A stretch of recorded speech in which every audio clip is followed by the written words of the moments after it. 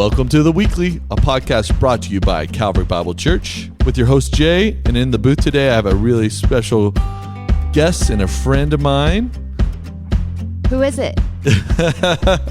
You'll be familiar with her, but it's Melissa Christensen is in the booth for a really unique podcast this week. So if you're expecting Hebrews 12, the end of Hebrews 12. You're going to be disappointed. Yeah, but if you're expecting Christmas, this is the place to be, right? That's right. That's why we're here. Yeah.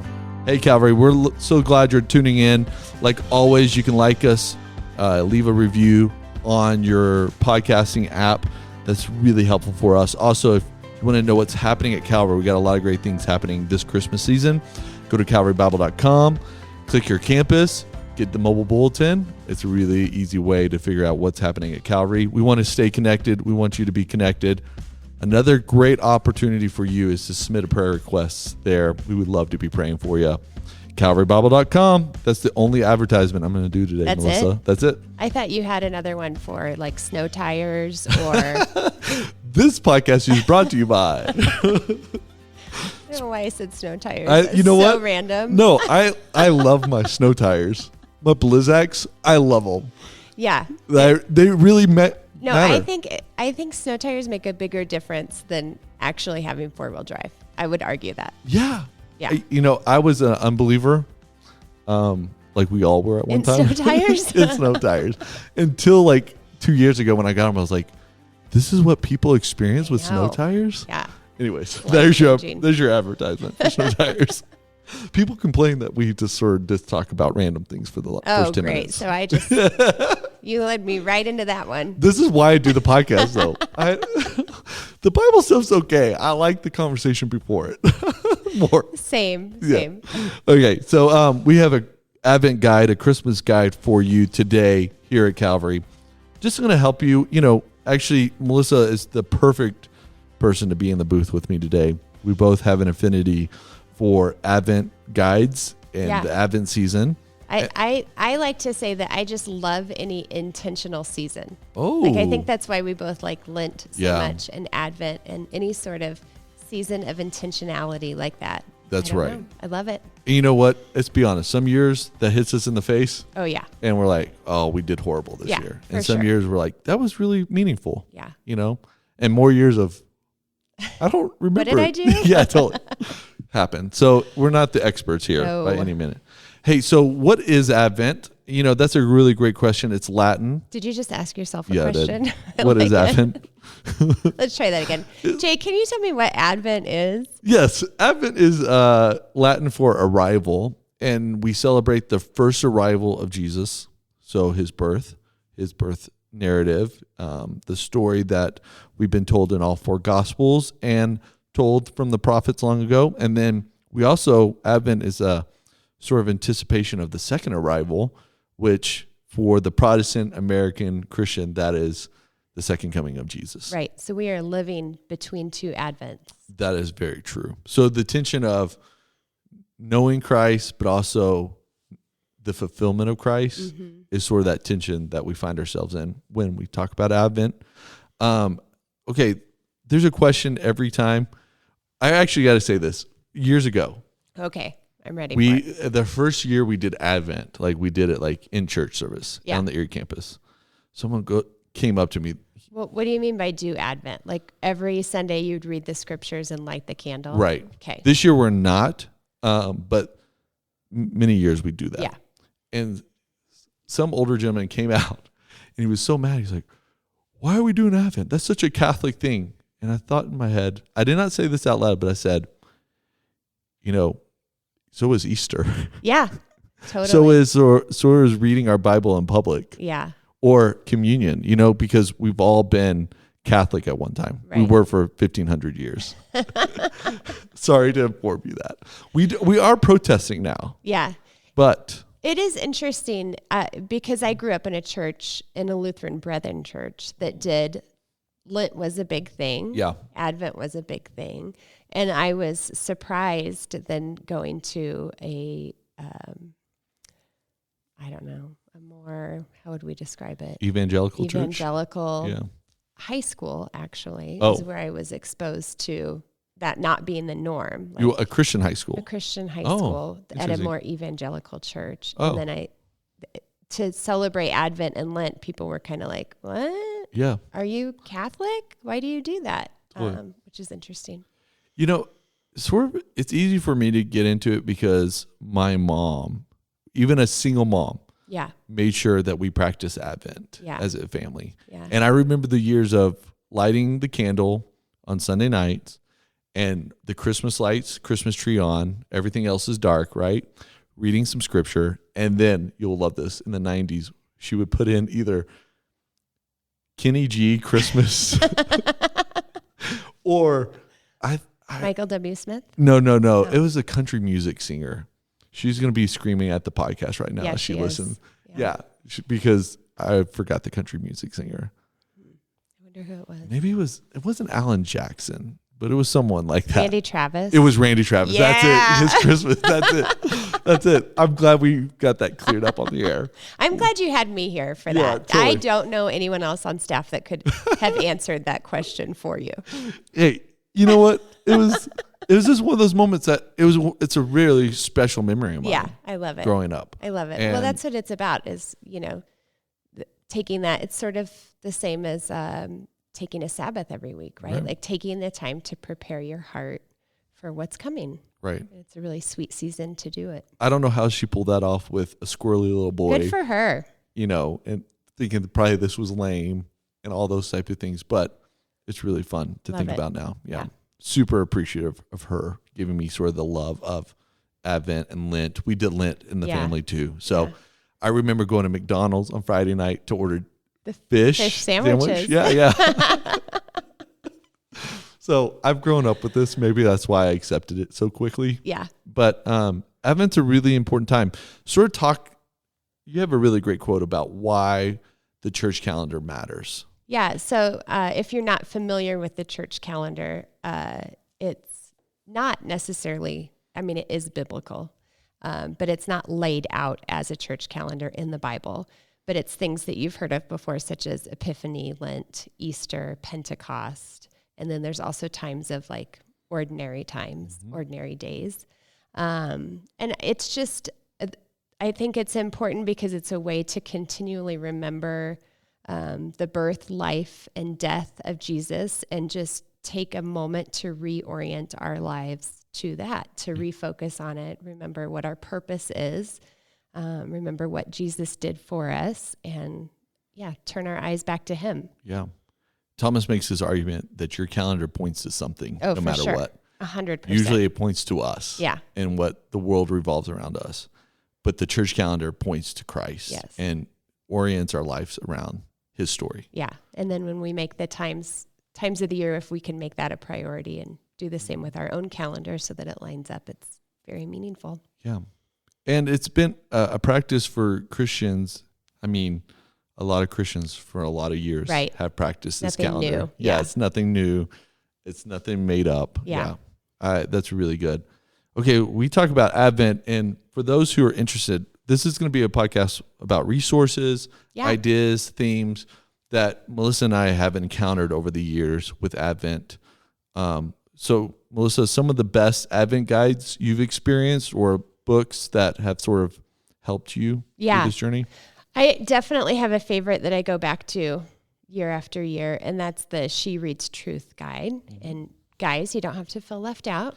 As Matt Christensen can tell you, there's also a He Reads Truth. Yeah, it's a really great organization. Yeah, really great organization. They do Bible studies through the year. You can order a hard copy book. You can do it on the app. There are lots of options, but I always do their Advent specifically. And they choose a different theme. Like this year's theme is light, and they go through the scriptures. And the beautiful thing about Advent is the scriptures really don't change. You're pretty much reading the same scriptures year after year after year. But this year they highlighted how light shows up in those scriptures and points us to the light of Jesus in different ways. That would be a really cool study. Yeah, it's really interesting. Very interesting. So, and it just it's very simple. Some people that I've introduced to it have not liked it because it's not a devotional. So if you're looking for like something to read application wise to your life, I think that app might actually have more of that, but the book is actually just scripture. So they'll take 4 or 5 different sections of scripture, and then they'll ask one simple question, such as, what does today's reading reveal about Jesus's role in creation? Or how does this show you God's character? And then it has space for you to write a prayer. It's very simple, but the beauty of that is that it doesn't take a long time every morning, and it's a great way to kind of get your heart in the right spot. Yeah. Yeah, and the She Reads Truth version has a cross stitch included on it. I'm sure the He Reads Truth does not have it. Actually, I don't know. I should look and see what it has. Like, what's the equivalent of a cross stitch? Yeah.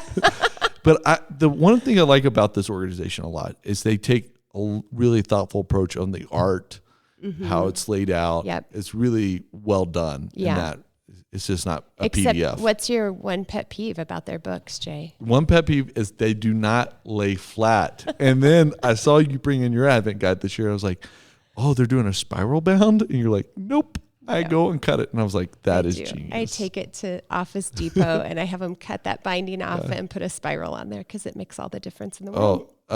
These type of things have to lay flat. And I do kind of feel bad because people that care about design, and I mean, the book is so like beautifully made and they spend a lot of time on it, and I just chop off the binding, but whatever, it works. You know, some of the best Advent guides I've experienced are the more devotional ones. And I have a few listed out that I've done over the years. First one is John Piper. He comes out with a new one a couple times every few years. There's always a new one. But the one I read is Good News of Great Joy. And it's just, Piper at his best, devotional, pointing to Jesus. Yeah. Is it a daily or? It is a daily. Is it laid out? It's daily 25 devotions. Love it. So really fun. It's an easy pickup. One of those things. Sinclair Ferguson did one, The Dawn of Redeeming Grace. And I've actually never read it from cover to cover. I've mined it for quotes and ideas when I wrote Advent guides. Yeah. So Sinclair Ferguson is just wonderful and thoughtful in his approach. And then, like always, there's always Your a Max favorite. Lucado. I knew it was coming. He's so good. Something about his writing. Yeah. It's just, I don't know what it is. Smooth? I don't know if it's... I think the visuals that the picture that he paints with words is just very powerful. Yeah. Yep. Especially in a season like Advent. Yeah. And he comes out with one like John Piper every couple of years, but because of Bethlehem, Love is Born, Hope is Here, was the one I've read over and over again. Just love it. And then another one of our unique finds in the Lent season was he is what is he at Cambridge? He is he's in charge of chapel. He's the chapel guy. Yeah. Chaplain. He's Malcolm Guite. Yeah, Malcolm Guite. Which you've probably heard us talk about before if you've listened to our book podcast, because we are fans. We are fans. And he has a book, and this is more for, who would you suggest this type of reading for? Well, he's a poet, and so I think it's just kind of a nice addition, something nice to pick up and read. Right. I don't know. Yeah, if the Christmas story seems humdrum, or you've thought about it enough that you hear these verses and sort of your mind checks off, checks out. It breathes new life into it, for sure. He has one called Waiting on the Word, a poem a day for Advent, Christmas, and Epiphany. And his poetry is... It's really good. Yeah, moving type poetry. Yeah, I've been doing his... I can't remember, Crown of David, is that what it's called? The one for Psalms over the past couple of months, and it's really gorgeous. He picks like a section of a psalm and then does a psalm a day. It's really pretty. He has several books on poetry, but you picked up his Lent one I 2 love years that. ago. Yep. And have really loved that. So Malcolm Guite, and these are all in the show notes. I've already done the links in the notes so that you can have them. Another thing to do and think about with Advent is the Advent wreath. Yeah. Yeah, I was going to ask you, how do you do this with your kids? Because I think Advent with kids is really a fun opportunity. Yeah. So we got our Advent wreath at Hobby Lobby a few years ago, and we've had several editions. This one's the one we've landed on that I think is like really nice. And the thing with Advent wreath is a candle holder, has usually 4 to 5 candles that reside in it. They come in different shapes, sizes, themes, colors. Hobby Lobby always has a section around October and November with Advent wreaths. You can also find a really good Advent wreath that's maybe unique if you go to your friendly Catholic diocese store. Oh, yeah. I actually found a few years ago when I was at a retreat in a monastery, they had a little gift shop, and I came across a 2 by 2 inch dice. It's made of wood, and on this dice, on every side is a Bible verse or a couple Bible verses about Christmas. Yeah. And I picked it up, and my son really loves this. And they roll the dice on Sunday night. This week we practiced on Monday because we had life group and we were like, bedtime. We'll pick this up tomorrow night. To be continued. To be continued. Christmas can wait for bedtime. Yeah. But he loves rolling the dice. The problem with this is they're never in order, the Christmas story verses. Oh, because they're always the roll of die. Yeah. But he loves the sort of I get it. Yeah. It's a roll of the die. He's a roll of the die. He likes it because it's tactile. Yeah. And it's something that's really fun and unique. But Advent wreath is there. And and if you go on Pinterest and just search it, you can find, we did a lot of DIY ones over the year. Yeah, over that's the really years. good. Yeah. Yeah. And there's 4, and then there's a 5th candle. It's a Christ candle, and that's what you light on Christmas Day. Right. Or Christmas Eve if you celebrate it that night. Yeah. And that's really just a fun way. And we didn't talk about this. Advent is 4 weeks long. Yes. 4 weeks long. 4 Sundays. 4 Sundays leading up to Christmas. So this year it started the end of November, like November 28th. Yep. So yeah, it's a little different every year. And the 4 weeks represent 4 themes of the Christmas story. What are those 4 themes? Hope, faith, joy, and peace. Yeah. Those are really great words. Yeah. And they usually have some Bible verses or sort of topics of the Bible attached to them. Right. Yeah. And it's a fun thing to introduce your kids to. Like, it's great way to jump into scripture and start to do that. We used to have, I could not remember the name of it. My kids are in college now, so it's been a long time since we've done it, but I'll try to find it and send it to you. And doing a quick Google search, just trying to find it, many other things came up like this, but it was a Christmas storybook that we read, and there was a box to open for days leading up to, and it was a different part of the story. And like you said, it was tactile. They could open this little box up and it would have a tiny little sheep in it, or it would have, it's kind of similar to how we do the eggs here at Easter with the Easter story. And it's just a fun way to get them involved in it. And, or you can do it if you have a manger at home, a manger scene. That's a great way to just talk through different scriptures and different meanings behind each scene in the manger, each person. That's right. And actually when I visit friends' houses and around the Christmas season, I can tell if they've been raised in high church or not by their manger scene, because baby Jesus is not in the manger scene until Christmas Eve. But what about the shepherds or the wise men? They're there. That's really funny, actually. They shouldn't show up until Epiphany. I know. Yeah. But that's another tradition, too, that's in the family, is that Jesus is not in the manger through the Christmas season. And then I love that. You put him out on Christmas morning, which is really fun. That is fun. Okay, for someone who's missed maybe or dropped the ball or really wants to do Advent, but this year we're already middle of December. Yep. What are some other things you could think of they could do to make this season, to slow down in this season, make it a little more meaningful? Yeah, restful? I just think anytime. So this is not related to biblical Advent, but when my kids were little, something fun we used to do, little, leading up to Christmas was we would wrap a book and open it every night and read it. And a lot of them had spiritual themes to it, and some of them were just really fun Christmas books. And, you don't have to spend a fortune on it. You can go to the library and just check out every Christmas book they have. We did that for many years.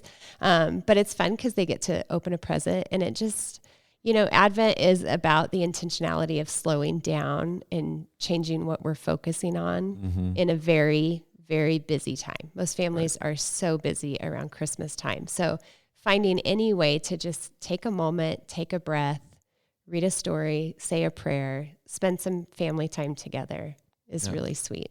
Yeah. There's many great Advent guides too. I didn't say this earlier, like on YouVersion. Oh yeah. I love that. There's so many great Advent guides. You're never behind. Just Google Advent and you will come up with lots of resources to use. Just say that Jay says you can speed up till whatever day you start. Totally.